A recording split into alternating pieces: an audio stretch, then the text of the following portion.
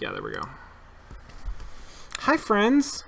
That was fun. Thank you for joining me for that. I hope that you also had fun with that. I hope that it's okay that I play this game not taking it too seriously. It seems like the most fun way to play this game. Although it's interesting, like how many handholds it clearly presents for like a very strategic play. It's hard for me to engage with it. I mean, it's hard for me to sort of imagine engaging with it in that way and like enjoying it a lot. I think this is much more fun to me. Like, what kind of hijinks can we get up to? Okay, so I see a couple of people who have questions. If you've got questions, if you want to talk about anything specific about this game, or you have any questions about what the play experience is like for me, obviously that's subjective, or you want to dive deeper into any aspects of the design or experience goals of it, then feel free to post that in the chat. And we'll do a few questions real quick before we do. I want to plug specifically some of the stuff that has been flying by in the sidebar. So Cosmonet, we played on this show, so I think a lot of you are aware of. If you're not, it's a free game that my design partner Martzi and I made a few weeks ago for the Global Game Jam and released on itch.io and iPhone, and attempted to release on Android today, although I'm getting reports from folks, friends, that the Android build is not currently working. So I'm gonna try to track down the problems with that. But it's a short free game, little narrative game about space and birds and online quizzes and indirect control of branching narrative. So check that out. There's also a follow-up, not exactly a sequel, but a follow-up game that we are working on now that's going to be called From Ivan, that uses similar mechanics to tell a slightly different kind of story. That involves a lot of content, so we're still sort of working our way through our task lists on that, but that should come out in the next couple of weeks. Champions of the Earth is an awesome podcast done by a bunch of friends of mine. If you're not familiar with it, it's actual play tabletop RPG about essentially like Power Rangers or oh fuck, the lion. What's the thing with the lions? Is Voltron. God, I loved those lions when I was a kid. Really good podcast. Comes out every other Tuesday, so the latest episode dropped today. From Light was a student game last year in one of my classes. Really cool little puzzle platformer. Where you use like camera mechanics in order to manipulate the environment, and standard indie puzzle platformer type stuff, but it's got a really neat look, and the mechanics are clever and unique, and there's a lot, they put a lot of effort into world building this sort of it's not exactly like a future, because it's a non-Earth, but it's a sort of like planets with alien life forms and robots, and they're just interesting characters. It's very well done. I'm really proud of the students who created it. And then Octobo is the last one that I'm gonna talk about, and then we'll get to questions. Octobo is this really cool MFA thesis project from actually Marcy's classmate and one of her best friends. It is a toy for children ages 0 through 7.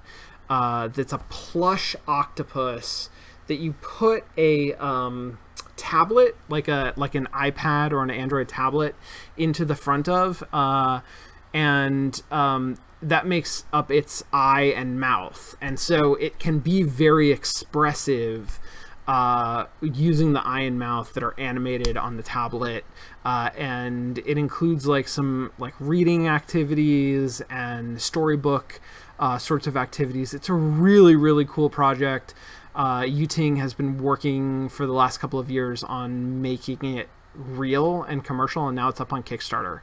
And they are trying to, crowdfund the initial production of this. It's such a cool idea. Like it's an expensive toy, but it does a lot.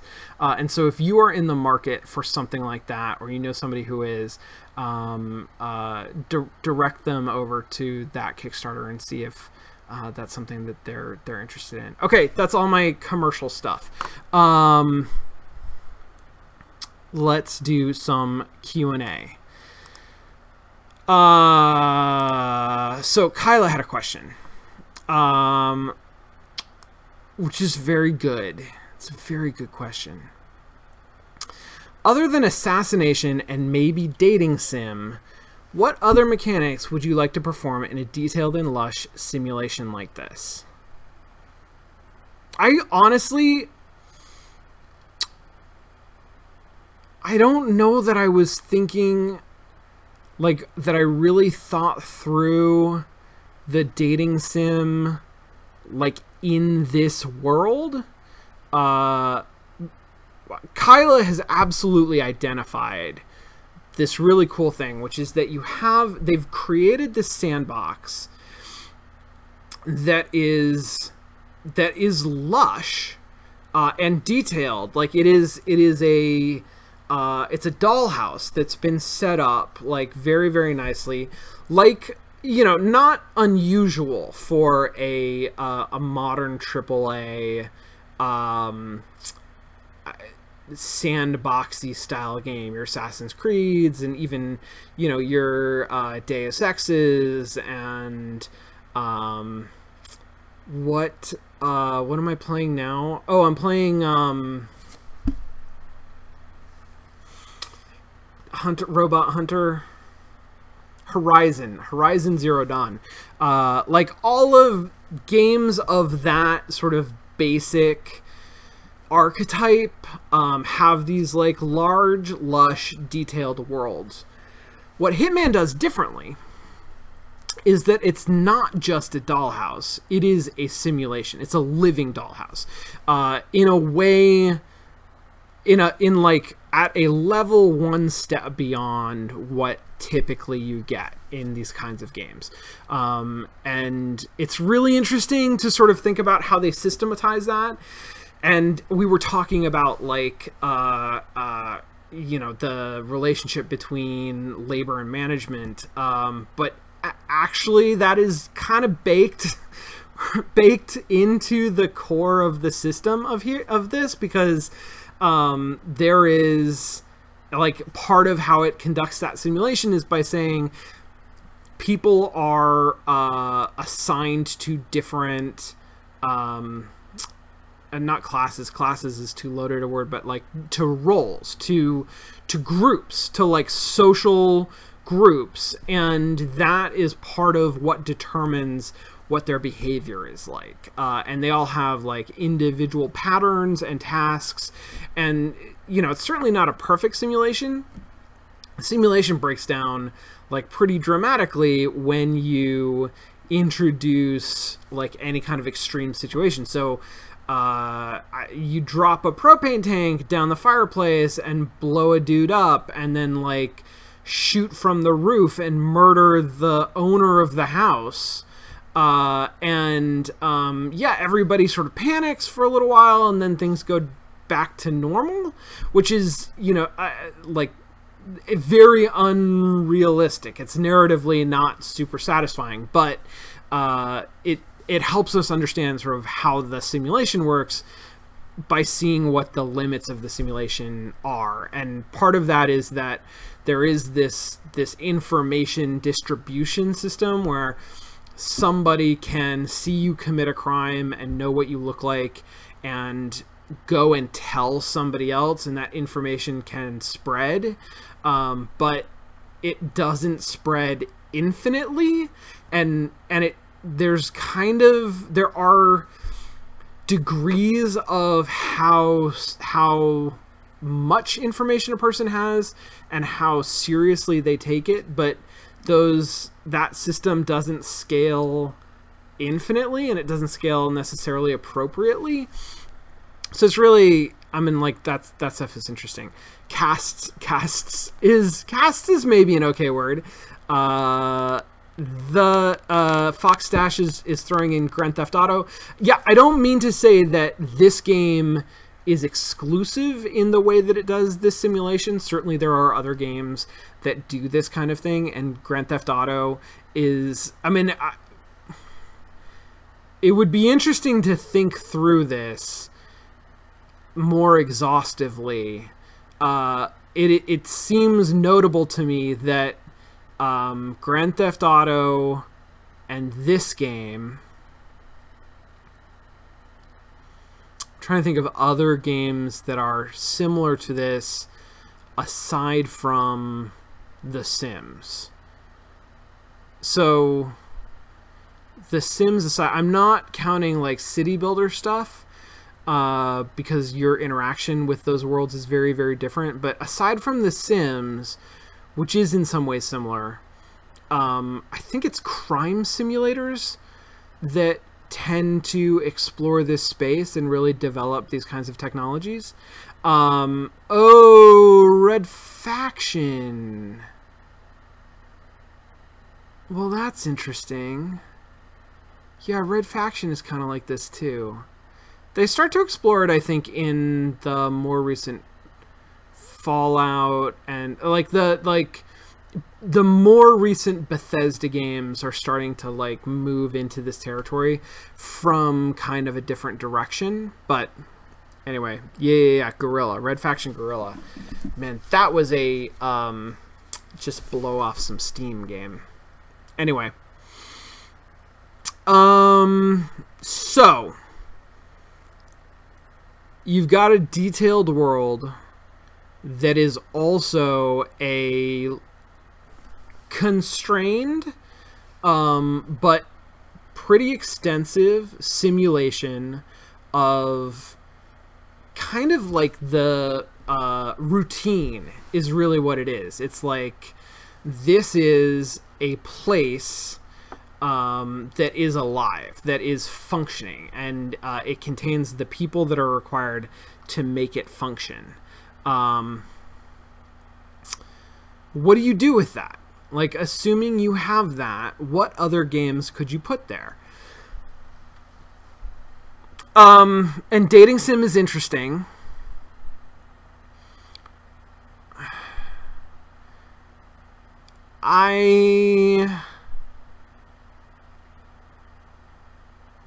It almost feels like too like messy of an environment to do a dating sim. I feel like a dating sim would not take advantage of everything that you have. I want something like a tourism sim. Like, honestly, just going down to the beach and seeing all of the people hanging out at the beach and like watching a mime, that was really cool. I found that really, really neat. And some kind of a like system where you can embody a character who is walking around a space, just sort of like seeing the cool stuff that's there. I'm rad into. I'm borrowing this idea from Zyvo, who mentioned Your Hitman skills would be better accompanied by the Benny Hill theme. I think like a wacky comedy like some kind of slapstick zany comedy game where your goal in the game is to construct the wackiest, zaniest, most slapstick comedy situations that you possibly can, would be pretty rad, and would take advantage of both the like complex, nested environments and also this, you know, human worker simulation that goes on. Okay, and then there's great suggestions here in the chat, so let's talk about some of these. Gossip Sim, like holy heck yes. Wow, like wow, that is a great idea. Gossip Sim is sort of a perennial student game, and it is hard to do, and it's rarely done like super duper well at the like student game level, especially like it's often a one-off, like, you know, this is a 3-week project sort of a thing, and so the scope has to be real small, and making that really fit the theme can be difficult. I've seen it tried several times. If you had this kind of a system at your disposal to be able to say like, here are, I mean, okay, so like Mean Girls high school simulator where you play as a character, and there are a handful of other characters that are like narratively important who feature in the story that you want to tell, or that the game is going to tell about you. And then everybody else is just like folks that you go to class with, and you can spread rumors, and rumors that will get spread around the school using this kind of like information sharing system that's been developed, that's implemented in Hitman. What's the word for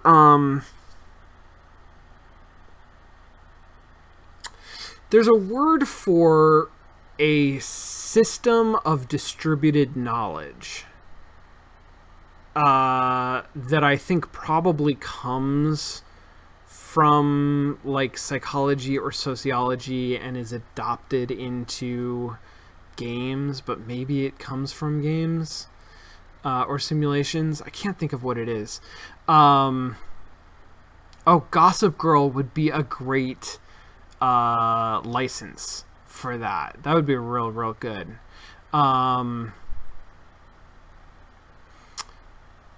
That's very cool. I like that a lot. And Vacation Sim, absolutely. I feel like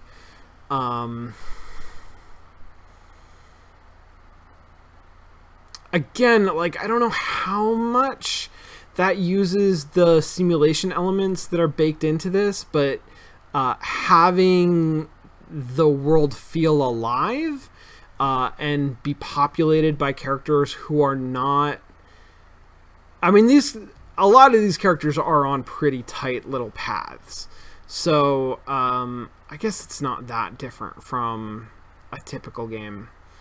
But I feel like if that's the game that you were making, if you were making Vacation Simulator, where I was going to like throw on a swimsuit and sunglasses and a big floppy hat and go down to the beach, like we could leverage the technology we have to figure out how to do things like make spontaneous volleyball games happen, like that kind of thing.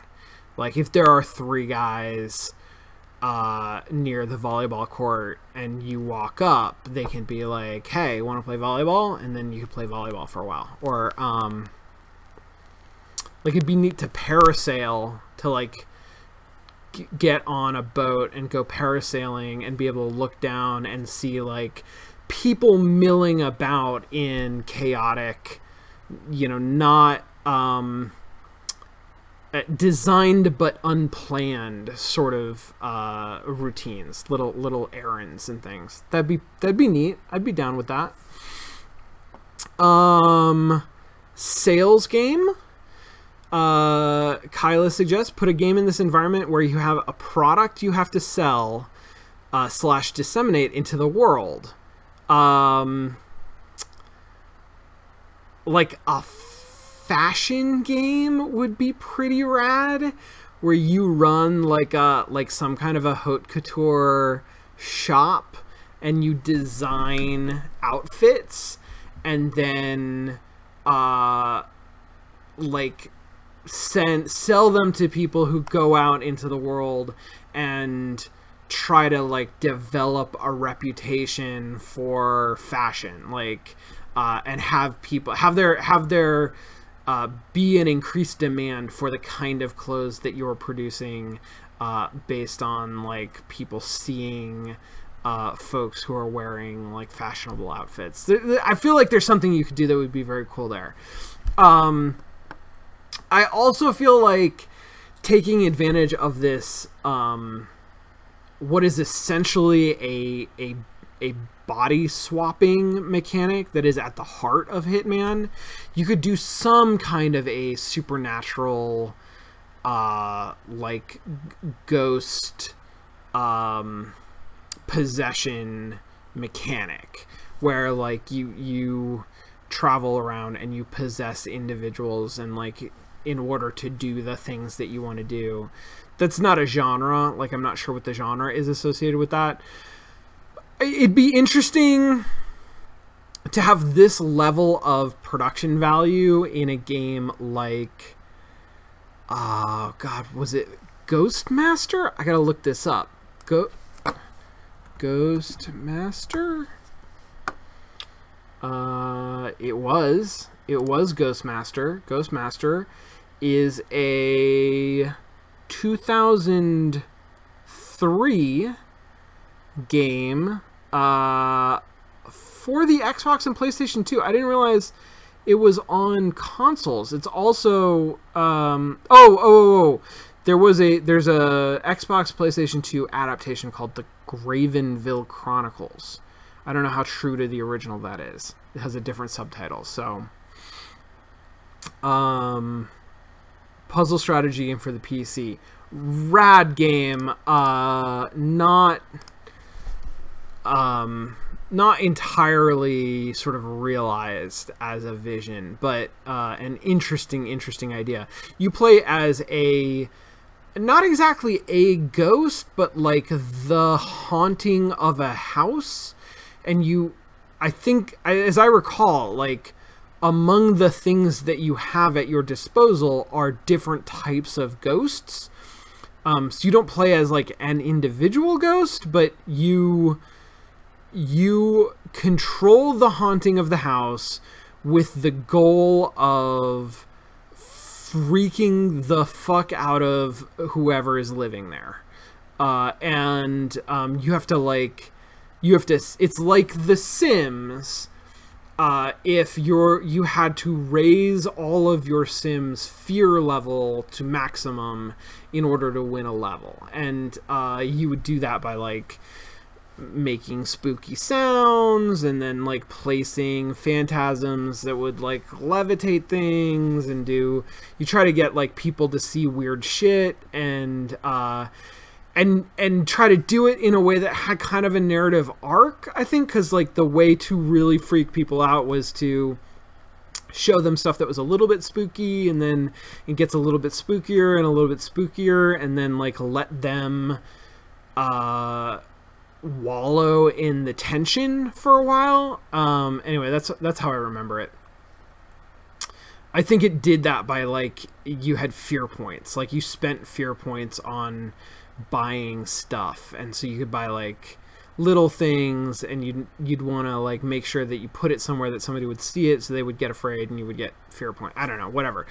Mechanics don't matter. It was an interesting little game that did not have the level of detail in either its environments or its simulation that Hitman does. And so it'd be kind of cool to like take that game and put it in a world like this and say like, you need to haunt this entire goddamn mansion. And you can like possess people in order to move around and make weird shit happen. Like that'd be pretty cool too.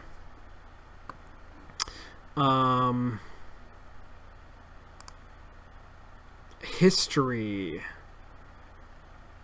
Well, that's interesting.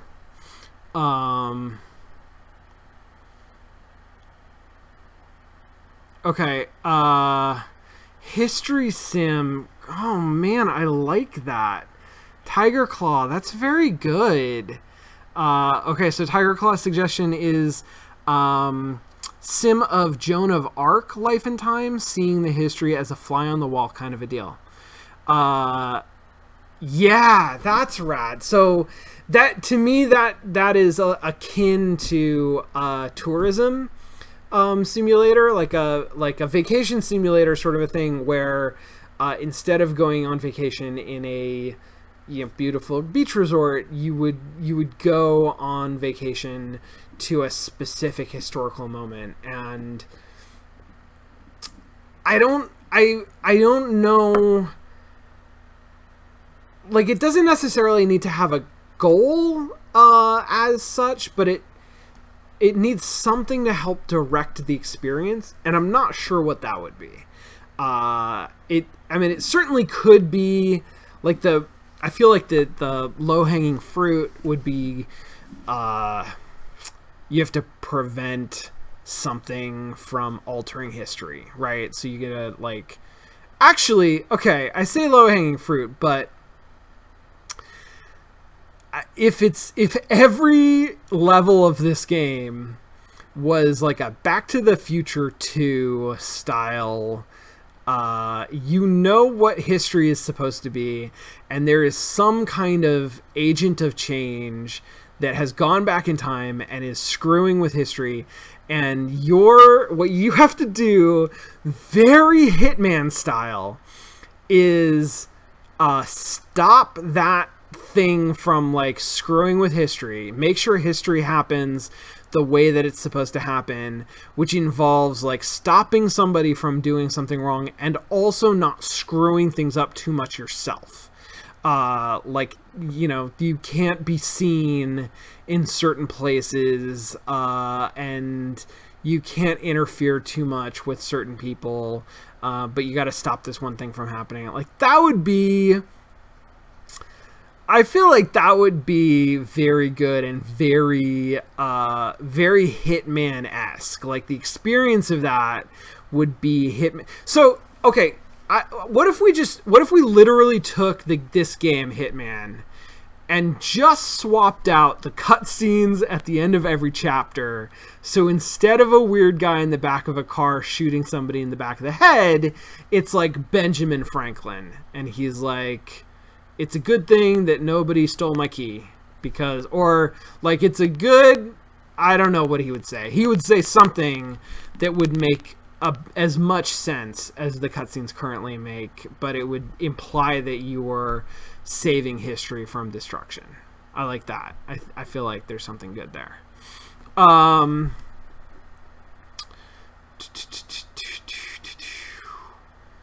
This is good. This is very good.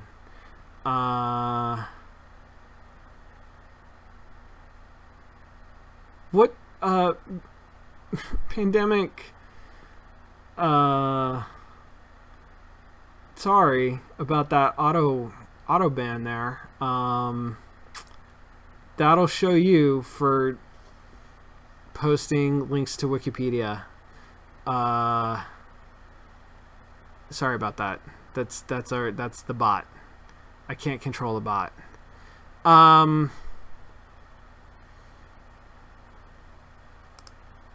Time Squad. What's Time Squad? Don't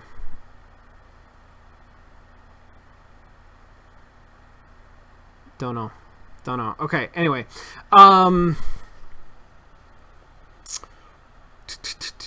Okay. There were more questions. I'm going to move on to other questions. This was good, though. I liked this.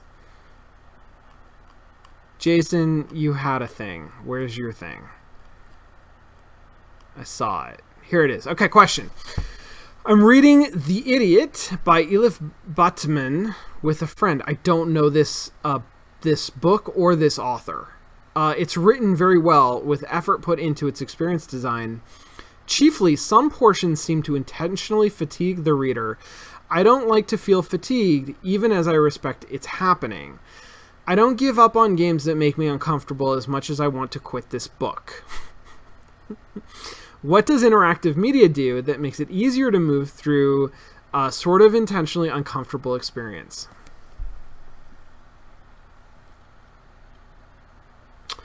Part of the answer is just has to do with attention span, honestly, and I don't have I have very little scientific background in anything that I say, right? So there are probably people in this chat who know more about specific scientific facts than I do on this topic. But coming from a game design program that is part of a cinema school, one of the things that I learned as sort of a rule of thumb is that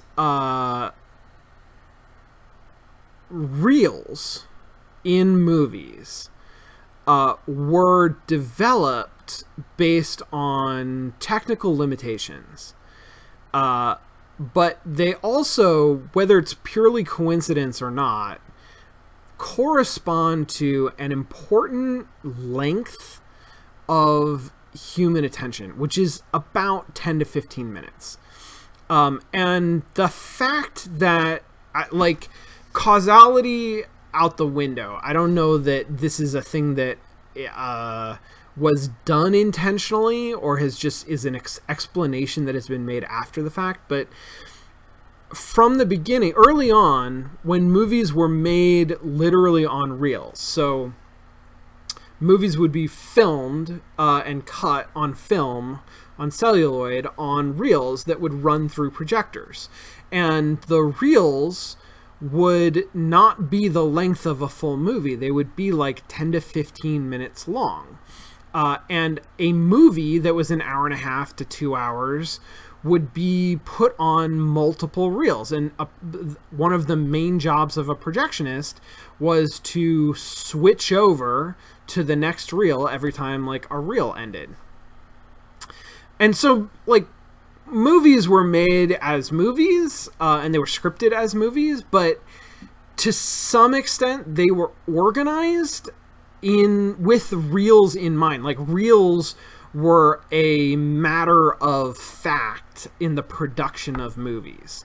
And so they weren't like strictly limiting, but you would think about your movie in terms of reels, and you'd think about the narrative in terms of, like, well, this is what happens in reel 3. And that's, I think, part of where we get the act structure that we tend to use for movies today. I'm just, as to go on, like, now I'm 2 levels deep into tangents. The movie Clue, just because that's like a cult hit that I expect everybody to know, because it's such a fucking good movie. The Tim Curry movie Clue was, my understanding is that it was distributed on reels, which was not uncommon at the time. I think that is no longer common, and maybe it actually only stopped being common with digital movies, and now movies are distributed, are shot and distributed digitally and projected digitally, and so they don't involve reels anymore. But maybe actually, like, up until that point, the way that they were distributed in theaters was still reel based.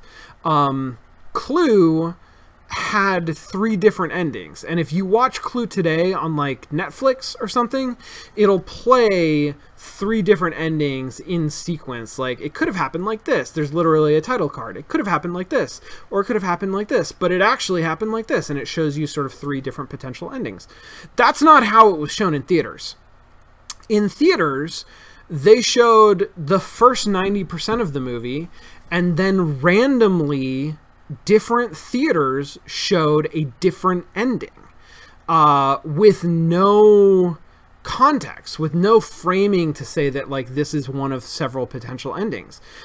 The gimmick being that like when people talked about the movie and attempted to spoil the movie for other people, like there would be some kind of confusion around how the movie actually ended, because different theaters would see different endings. And that was literally the last reel of the film. So those endings were, they just distributed the movie with like a different last reel. Yeah, and so like some of this doesn't necessarily like match up as beautifully as the story sort of would have it. I say that reels are 10 to 15 minutes. Foxstash is suggesting that attention span is 7 to 9 minutes usually, which I think is probably accurate, and that reels, Rotopenguin had an idea that reels are maybe like 40 minutes. I have no idea, actually. I have never physically dealt with a reel. Maybe they do go up to 40 minutes. But the story as I was told it, as it's sort of like passed down through cinema into interactive media, is that there is this magical amount of time that is about 10 minutes long. That's maybe like 7 to 9 or 15 minutes, where you want in that time for there to be a sense of completeness. And in passive media and movies, in narrative, that means that like you should have a story beat that resolves within that reel. Like that every 10 minutes or so, there's got to be something that is moving forward in a like in a progressive resolution. And in games, it means that, like, similarly, you need to have some kind of a, not a story beat necessarily, but some kind of a, like, accomplishment, some fiero, some sort of sense of overcoming a problem that happens every 10 minutes or so. And a lot of the time that is, like, I think about, you know, Uncharted or The Last of Us, the way that levels are designed in those games, or more recently, the Lara Croft, the Tomb Raider games, the recent Tomb Raider games, which are, by the way, if you have not played the recent Tomb Raider games, they're very, very, very good. I like them a lot. All of those games sort of lay out levels that are pretty linear and will have, you know, one of a couple of types of challenges. There will either be like an environmental puzzle, or there will be a like a series of bad guys, or like something that you have to stealth through, or like, you know, they're clearly divided up into these little sections, these little modular components, each of which is maybe not 7 minutes long, but like not more than 20 minutes long in general, and or at least there is some kind of like a milestone beat within 10 or 20 minutes that that gives you a sense of like progress and completion. And games, even when they are exploring emotions that are not strictly fiero accomplishment, even when they're sort of playing with more ideas of tedium or routine, or Like I'm trying to or just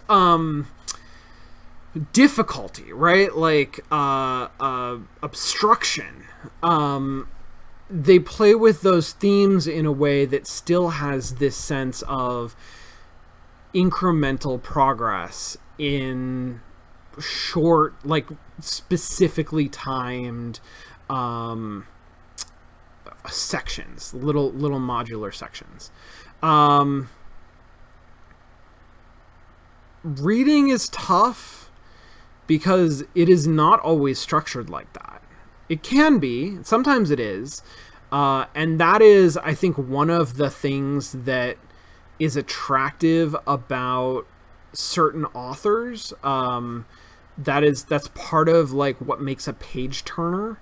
And I think that you see more of this kind of thing in a J.K. Rowling or a John Grisham or a Stephen King, where there are these small beats that don't take a long time to develop and resolve, and they build towards something bigger in the novel, but they're relatively contained, and you can sort of get through them quickly and bounce from one up further into the next thing.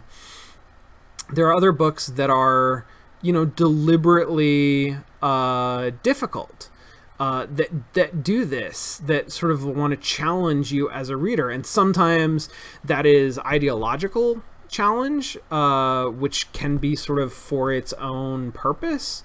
Sometimes it is, like because I am not that well read, the book that like I will keep coming back to for this is House of Leaves.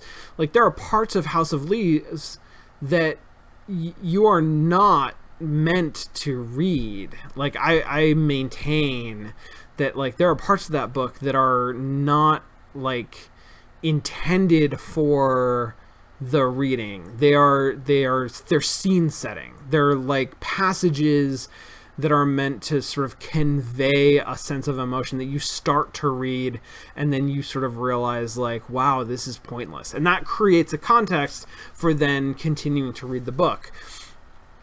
I really like the way that book is set up because it does both of these things, right? It has these little beats. And part of how it does that is by having like layered storytelling. So there's always something going on in one of those layers that is like progressing and resolving, even when like there is some other part of the book that is like this is literally unreadable.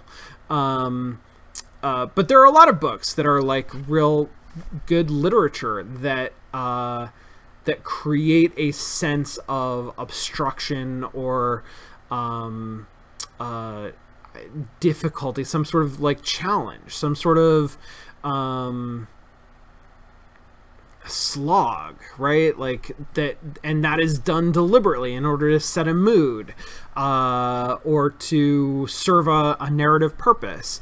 Reading is tough because like it doesn't always have that underlying, like every 7 to 9 minutes you're gonna get some kind of progression and resolution structure. Like that's not required in literature, but it is it's not entirely passive. Like it requires effort on your part as a reader to continue making your way through the book, to make your way through the narrative. And in that way, it's like a game more than a movie. Whereas a movie, like a boring movie, you can kind of just like sit back and tune out the boring parts, right? And that still creates an experience, but it doesn't require anything of you. You can be utterly passive about it. A book, it is harder to do that. It is harder to like tune it out while it's boring, unless it is structured in a way that like is really deliberate about signifying here's the start of 3 pages of names, and like you can probably just skip to the end of the 3 pages of names.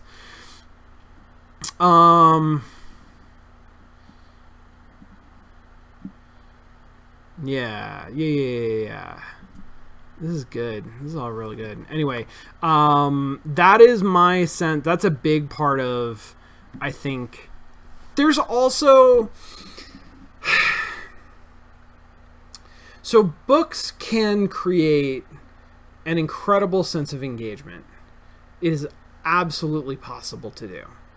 I think it's easier to do with games. I think it's easier when, and this is just like a human thing, when as a person I can prod at something and have it react to me. That, I mean, this comes back to like a core principle of design, of interactive design, which is that people like feedback. People like when stuff is responsive to them. In general, they prefer positive feedback to negative feedback, but they definitely prefer negative feedback to no feedback. And a book sort of requires this constant effort, and it sort of gives you continual new information, but there's sort of like a steadiness to that. There's like a 1-to-1. The more you read, the more you have read. Whereas games are inherently playful. Like you can try things and have them work or have them not work. And even if they don't work, the feedback that you get from them not working, there is like that can create a positive response. And so it's just generally, I think, easier to create an engaging experience where, I mean, I say easier, like there's a lot of factors that go into that, but like a decent game, that is not excellently created, versus a decent book that's not excellently crafted. I feel like there's more opportunity for engagement in the game just because of the nature of interactive media. And the book, unless the book is like really pulling all of that weight, it can be harder to get somebody to engage with it.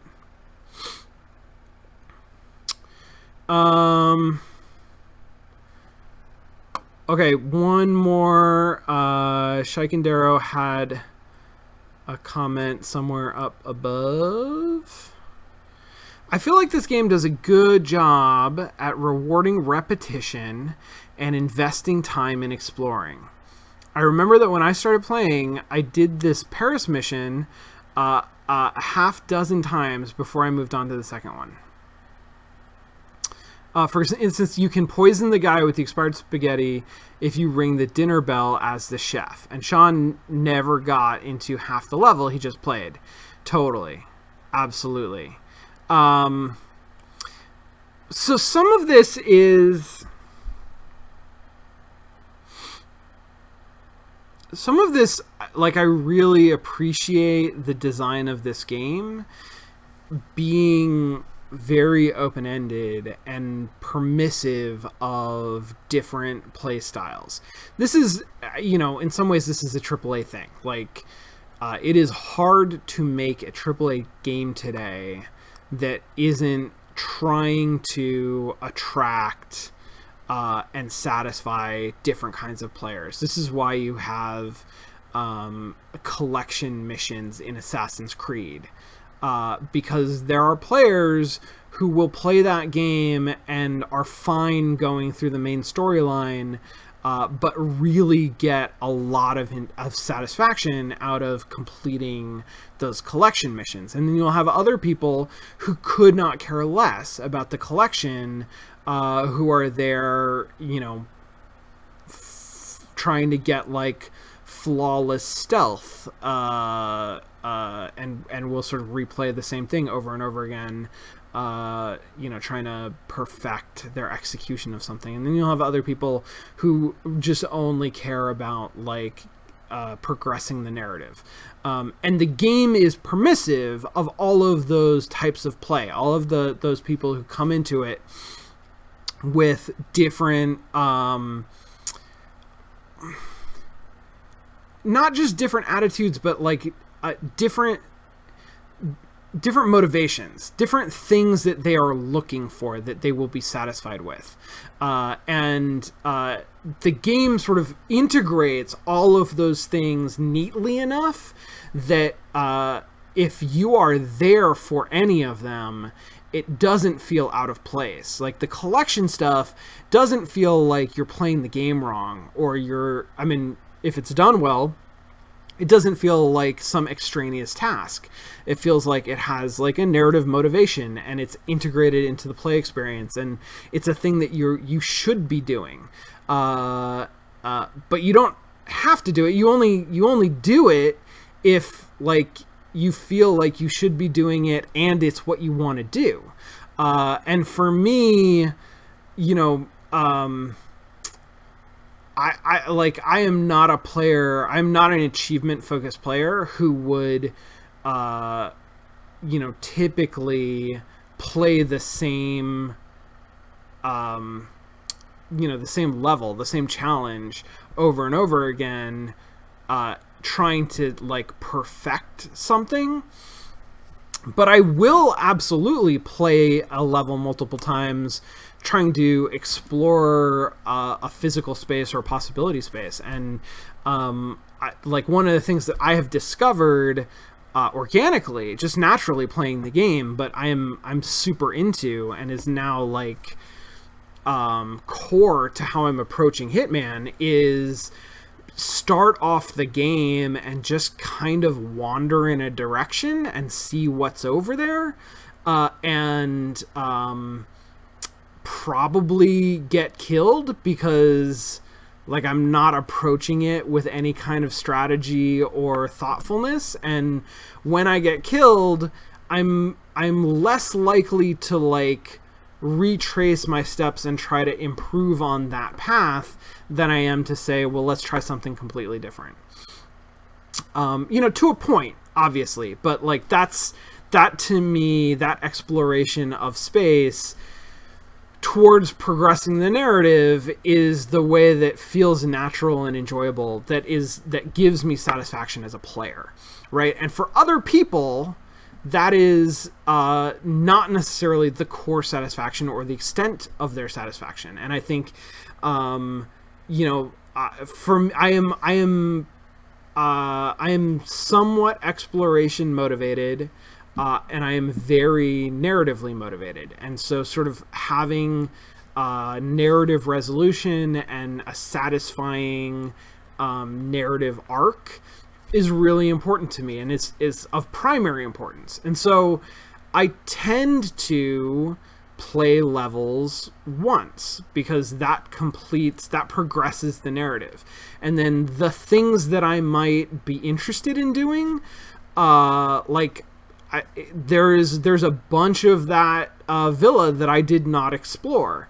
I could go back and explore and find like all kinds of different stuff that I didn't see the first time. And I would enjoy that, but I would feel like, because that is secondary to me to the narrative progression, I don't feel a lot of like drive to go back and do it for no particular reason. Whereas there are other people that like that is what they're interested in. Like, here is a large, detailed, complex sandbox. Like, let's explore all of the different corners of it and see what's there. And the game rewards that, right? Like, there is stuff there. There's stuff in all of those different corners. So if that's your approach, if that's what motivates you, the game is gonna back you up. It's gonna be there for you.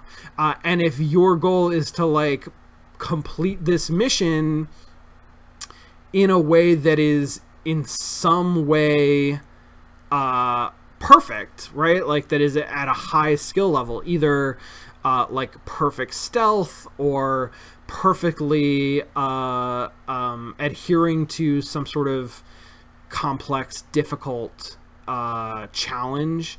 The game has got you covered there too, right? Like, there's a bunch of different things that you can do, both within the game, like replaying the same mission over and over again to like perfect your approach and strategy and execution, to then like having all kinds of secondary challenges.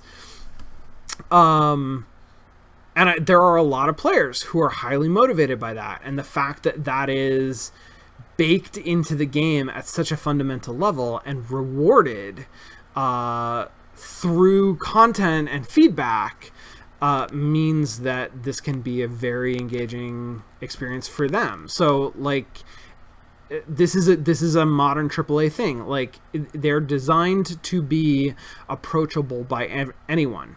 Now, anyone in the like modern AAA marketplace is still a very limited audience in general. It is expanding, but there are, oh man, I'd have to actually brush up on my Yi, who has a really good paper on player motivation. But just to, in the meantime, fall back on Bartle, like there's a whole segment of players for whom the core motivation of play is social, and like none of these archetype of AAA games, Assassin's Creed or GTA or Deus Ex or Hitman, like none of them scratch that social itch. Whereas like there are all kinds of games, and a lot of them are on mobile platforms that are really focused around that, or are focused on a couple of these different motivations, but social is included in them, and that they tend to reach a very different audience. So like I think ultimately that's where we're gonna try to get. The idea of AAA, of tentpole, well, I mean, we'll see what we're capable of. The idea of AAA and tentpole is that they are games that are extremely expensive to make, that need to bring in large returns to compensate for that, to like in exchange for that. And so a big part of that is attracting as large an audience as they possibly can.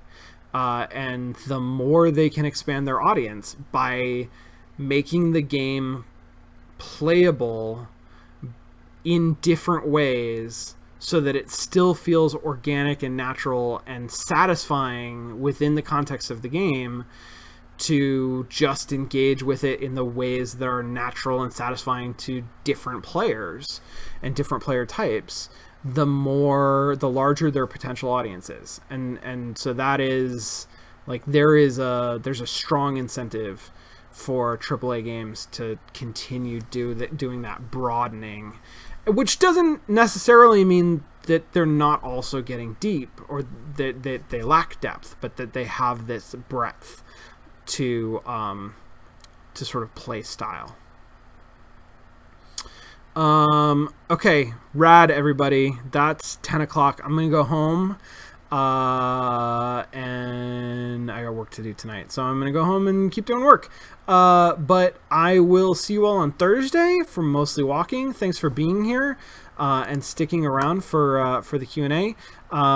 Special shout out to everybody who subscribed to the channel. That is extremely sweet and supportive of you, and I thank you very, very much. Check out all of our community stuff, the Steam, what do we got? We got a forum, we got a Steam channel, we got a Discord channel, Steam group, that's what those are called. There's the YouTube channel. I did a lecture on spreadsheets and data transformation for not GDC. That's up on the YouTube channel. It's, I don't know, maybe it's a little dry. I tried to do a lot with it. I tried to make it something that would be sort of like a high level introduction to the idea of data transformation, some like a series of examples of using spreadsheets in game design, and also like a practical, here are like snippets of code to get you started doing some of this stuff. That may have been too much to try to put into one lecture. So I don't know if anybody's going to get anything out of that.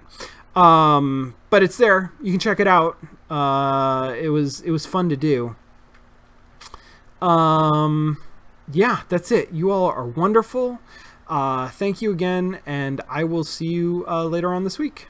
All right, have a good night.